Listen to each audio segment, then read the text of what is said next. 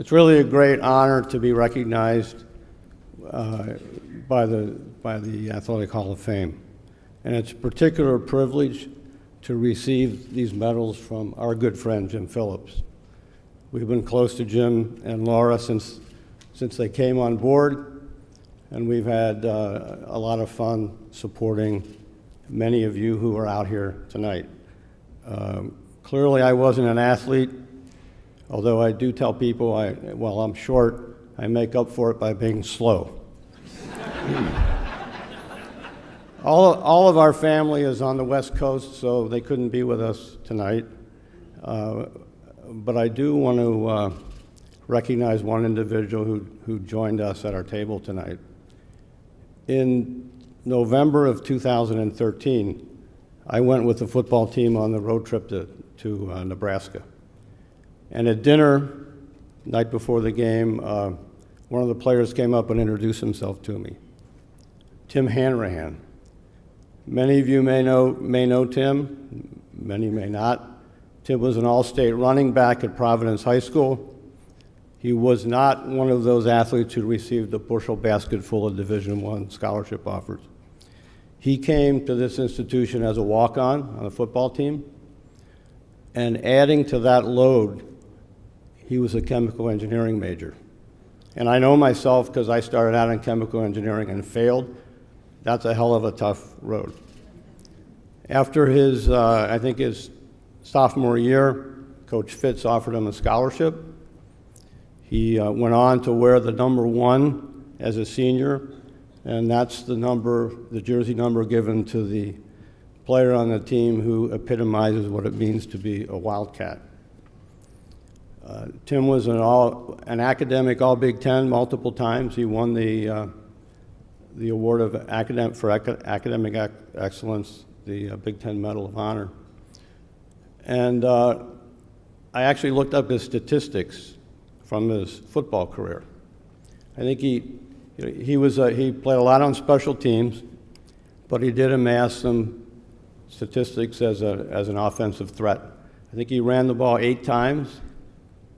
He had 6 kick returns for a total of 92 yards, 2 pass receptions for 11 yards. One of those pass receptions was a 10-yard reception at Notre Dame that set us up for a score down in South Bend. I remember after that game I saw Tim in the tunnel, and he came up to me and gave me a hug, and I thought that was the end of my life. He squeezed the breath out of me. So back to that November 2013 day, the reason Tim reached out to me was related to his academic side. He was interested in finding an internship for the following spring and summer. And the company that I was running at the time is a chemical company. And while we hired a lot of engineers, we usually hired them down from places like Mississippi State and LSU because that's where our manufacturing plants were. But I went back to our HR department and I suggested that they talk to Tim. Maybe we have a spot for him, maybe we don't, but just having an interview would help Tim in as he developed as an engineer. So he went in and interviewed. The folks who interviewed him liked him. They offered him an internship. And it just so happens, I think Tim's first day working as a summer intern at CF Industries was my last day that I actually set foot in that office when I retired. Tim came back, finished his last year of football, got his degree. The company invited him back in a full-time position where he became a project engineer, very entry-level job. About a year ago, maybe 9 months ago, I learned that the senior vice president of sales and marketing had picked Tim out, had his eye on him, plucked him out of the engineering group, put him in the sales and marketing area where he's now a product manager for one of the company's most important products. So why do Sue and I do this? Well, we do this because we want to support the kind of individuals who make it into the Athletic Hall of Fame for their athletic prowess. But we also do it because of people like Tim, who come to the school for all the right reasons, who do all the right things when they're here, who get rewarded in many, many ways.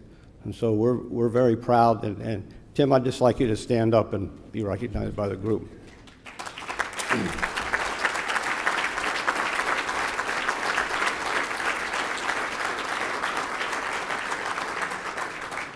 We are very, very proud to have been able to do what we've done to help the student athletes of today and tomorrow. We look forward to being part of this great community for many years ahead. And I'm going to echo what Michael said when he finished up, and that is we have a big job tomorrow. Let's take care of Bowling Green and get back on the right track. Go Cats.